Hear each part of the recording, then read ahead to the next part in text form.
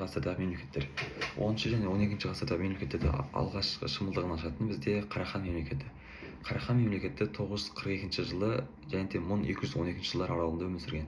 Қарахан мемлекеті осы 10 ғасырдың ортасына қарай құрылған. Негізгі тайпалары бұлар қарлұқтар, шығылдар, қазақтар, яғни қазақи сияқты түркі тайпалары. 942 жылы Сатық Боғрахан Баласағын қаласын тартып алып, өзін сол жерде қаған деп сайлаған. Осы кезден бастап Қарахан мемлекеті құрыла бастады. Және де алғашқы бұлардың астанасы Баласағын қаласы болды, кейіннен Қашқар қаласы болды. Мемлекеттің жоғарғы билеушісі Тожы Қаған. Және де бір айта кетерлік жайт, Сатық Боғраханнан кейін оның баласы Мұса хан таққа келеді. Және де сол арқылы 960 жылы ол ислам дінін мемлекеттік дін деп сайлайды. Және де осы түркі халықтарының ішіндегі ең алғаш мойындаған осы Қарахан мемлекеті ислам дінін. Және де Қарахан мемлекеті екіге бөлінген: Шығыс Қарахан мемлекеті және Батыс Қарахан мемлекеті. Шығыс Қарахан мемлекетінің орталығы Қашқар қаласы болса, Батыс Қарахан мемлекетінің орталығы Самарқанд. Кейін мемлекет саяси әлсіреп қарақытайлар мен хорезмшақтардың ықпалына түскен болатын. Экономикасына келетін болса, халықтың негізгі кәсібі бұл мал шаруашылығы және де егіншілік. Қарахан мемлекетінің қалаларында қолөнер мен сауда жолы қатты дамыды. Ұлы Жібек жолы бойындағы Қашқар, Баласағын, Бұхара, Самарқан сияқты қалалар гүлденді. Және құлдырауына келетін болса, бағана бастапқыда айтып өткендей, Қарахан мемлекеті екіге бөлінген: Шығыс Қарахан және Батыс Қарахан. Сол арқылы осы бір-біріне ішкі алауыздың кесірінен сыртқы мемлекеттерге жем болып қалды. Мысалы айтқанда, Шығыс Қарахан мемлекетінің қарақытайлар басып алатын болса, Батыс Қарахан мемлекетінің хорезмшақтары басып алды.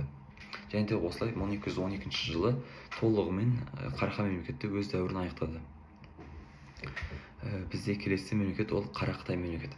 Қарақытай мемлекеті 1128-1213 жылдар аралығында өмір сүрген. Қарахан мемлекетінің негізін қалаған бұл Қытайдың солтүстігінен шыққан қидандар, яғни Ляо әулетінің бір бөлігі. 1128 жылы Баласағын қаласын басып алады. Және де сол жерге Қарақытай мемлекетінің негізін қалайды. Бұл Ляо мемлекетінің құлағынан кейінгі қидандардың бір бөлігі Гурхан Илюдаши басқаруымен батысқа қоныс аударып Жетісуға келді.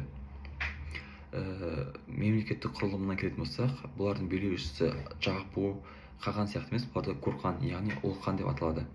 Мемлекет әскери феодалдық жүйеге негіз болды. Жүйеге негізделген. Негізінен саяси тарихына келетін болсақ, қарақытайлар Орта Азияда бірқатар мемлекеттерге үстемдік жүргізді. Және олар жергілікті билеушілерден салық жинады.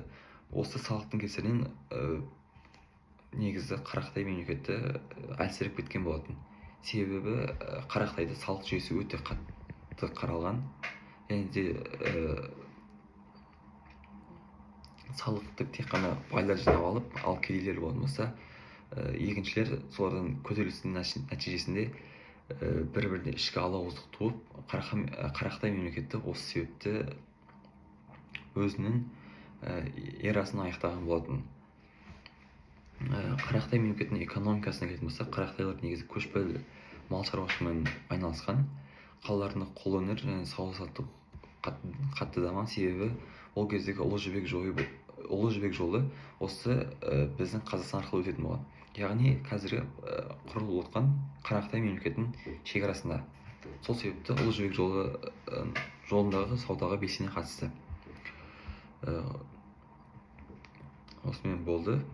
Келесі мемлекет бізде Қимақ Қыпшақ бірлестігі.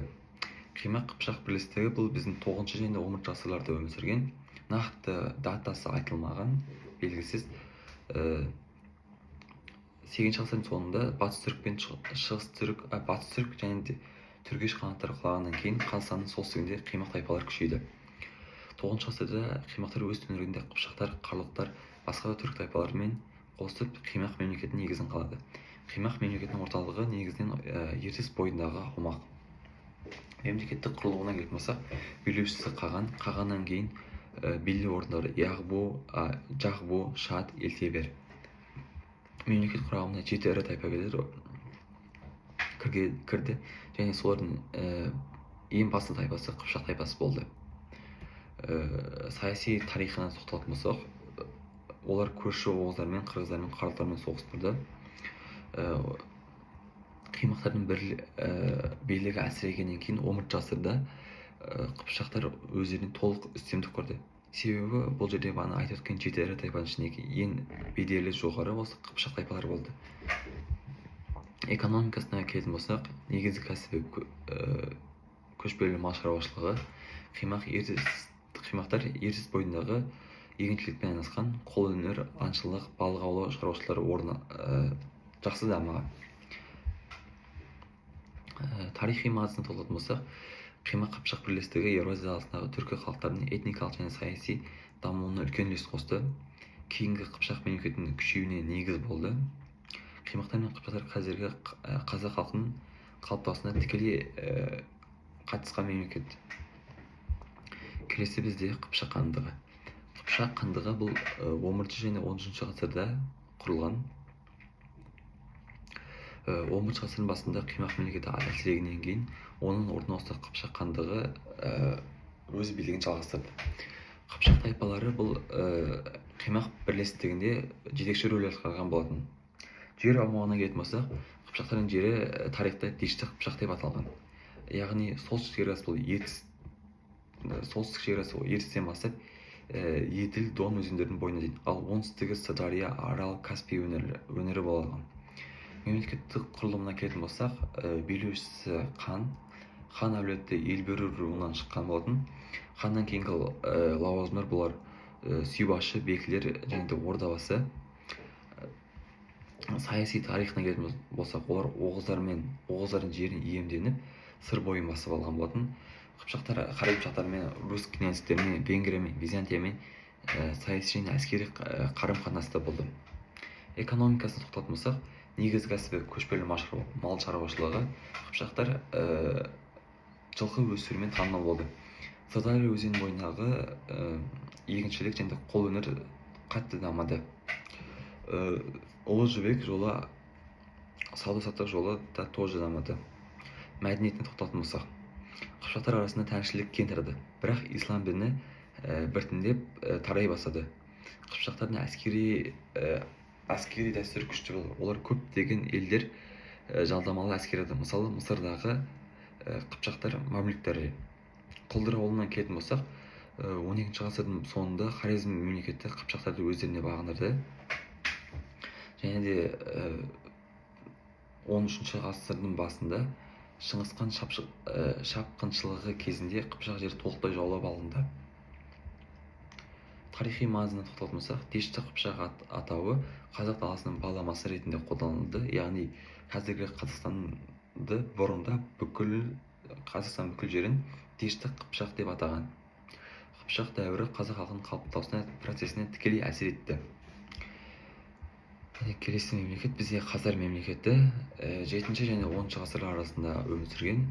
7 ғасырда батыс түркі қағанаты әлсірегеннен кейін оның батыс аумағында жаңа ірі мемлекет, яғни Хазар мемлекеті пайда болды. Хазарлардың ата-бабалары түркі тайпаларына жатады. 651 жылы Хазарлар өз мемлекетін ресми жариялап, Еділ бойы мен Кавказ өңірінде үстемдік құрды. Астанасы алғашында Идил, яғни Еділдің бойында, кейін Семендер және Саркөл қалалары болды. Мемлекеттік құрылымына келетін болсақ, билеушісі Қаған, бірақ Қаған көбіне діни символдық тұлға болды. Нақты билікке келетін болсақ, негізінен Қағаннан көрі бекке көп тиесілі болған. Әскери қолбасшысы да сол бек болды. Мемлекет феодалдық негізде құрылып, алым-салық жүйесі жақсы дамыған. Жер аумағына келетін болсақ, солтүстікте Еділ мен Дон өзендерінің бойынан бастап, оңтүстікте Кавказ жеріне дейін созылған, ал батыста Қара теңіздің солтүстігі, ал шығыста Каспий теңізіне дейінгі ұлан ғайыр жерді алып жатты. Саяси тарихына келетін болсақ,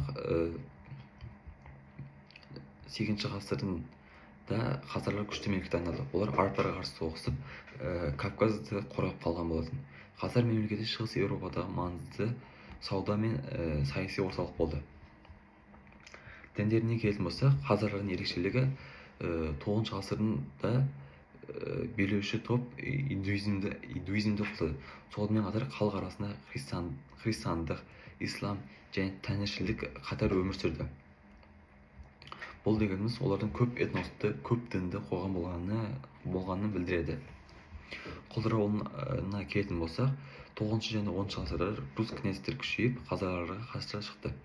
965 жылы Киев князі Святослав хазарларды күйретіп, астанасы Идилді талқандады. Осыдан кейін хазар мемлекеті әлсіреп, 10 ғасырдың соңында толығымен жойылды. Хазар мемлекетінің тарихи маңызы. Олар Евразия арасында бірнеше ғасыр бойы ерекше рөл атқарды. Хазар мемлекеті әртүрлі діндерде қатар өмір сүргенін көрсетті. Яғни бағана біз айтып отқан индуизм, христиандық, тәңіршілдік және де ислам діні.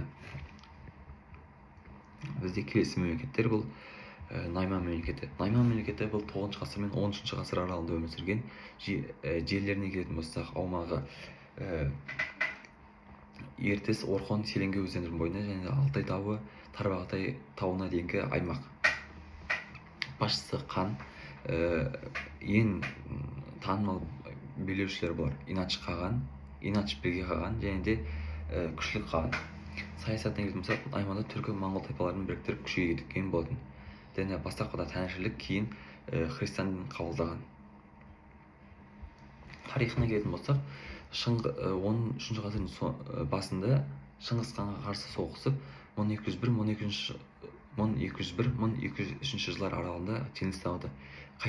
Одан кейін қайта күшейді, бірақ 1204 жылы толығымен Шыңғыс ханның қол астына кірген болатын. Келесі мемлекет Керей мемлекеті.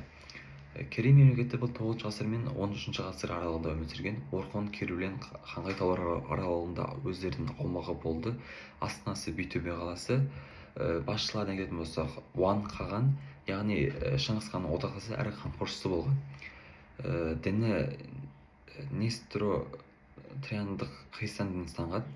Тарихтарынан келетін болсақ, тоже керейлер сияқты 1203 жылы Шыңғыс хан Керей мемлекетін талқандады, яғни өзіне қосып алды. Келесі бізде Меркіт. Кейбір деректе Мекіт деп аталады, кейбір Меркіт деп аталады. Уақытына келетін болсақ, 10 ғасыр енді 13 ғасыр аумағы Орхон және Селенге өзендерінің бойында, шаруашылығы, көшпелі мал шаруашылығы. Тарихына келетін болсақ, Шыңғыс ханның ең алғашқы қарсыластарының бірі 1201-1204 жылдары Шыңғыс хан оларды бірнеше рет талқандап, өз жеріне қосып алған болатын. Назарларыңызға рахмет. Менде мәлімет осы.